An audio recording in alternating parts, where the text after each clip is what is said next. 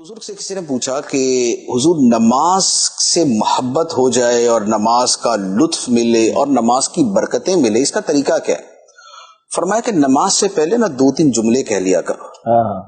پوچھا وہ کیا؟ کہا کہ نماز سے پہلے یہ کہا کرو کہ یا اللہ میں تیری عبادت اس لیے کر رہا ہوں کہ تو اس کا مستحق ہے کہ تیری عبادت کی جائے، اور میں اس لیے عبادت کر رہا ہوں کہ تو میرا معبود ہے، میں تیرا بندہ ہوں۔ میں اس لیے عبادت کر رہا ہوں کہ مجھے تجھ سے محبت ہے، میں اس لیے عبادت کر رہا ہوں کہ میں کچھ نہیں ہوں اور تیری ہی ذات جو ہے نا وراء الورا ہے۔ تو انہوں نے اس طرح کے 2-3 جملے بتائے۔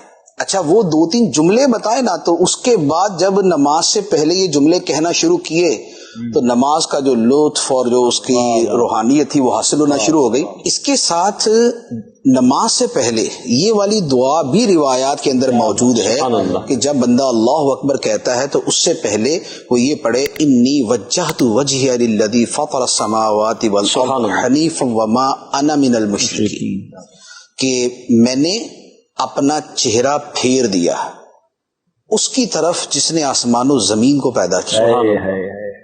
یہ اسی طرح کا جملہ ہے جو حبیب نجار رضی اللہ تعالی عنہ نے فرمایا تھا، جو سورہ یاسین میں ہے وَمَا لِيَ لَا أَعْبُدُ الَّذِي فَطَرَنِي، مجھے کیا ہے کہ میں اس کی عبادت نہ کروں جس نے مجھے پیدا کیا۔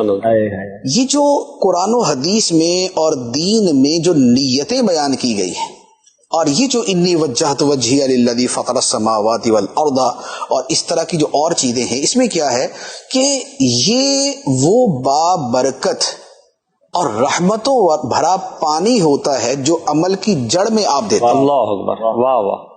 عمل کی جڑ میں یہ آپ پانی دیتے ہیں، عمل کی جڑ دل میں ہوتی ہے اور عمل کی جڑ ایمان ہے، سبحان اللہ۔ اور اس ایمان کا یہ اظہار ہوتا ہے کہ میں نے اپنا رخ پھیر لیا اس کی طرف جس نے آسمان و زمین کو پیدا کیا۔ میری نمازیں اس کے لیے، میری قربانیاں اس کے لیے، میرا جینا اس کے لیے، میرا مرنا اس کے لیے۔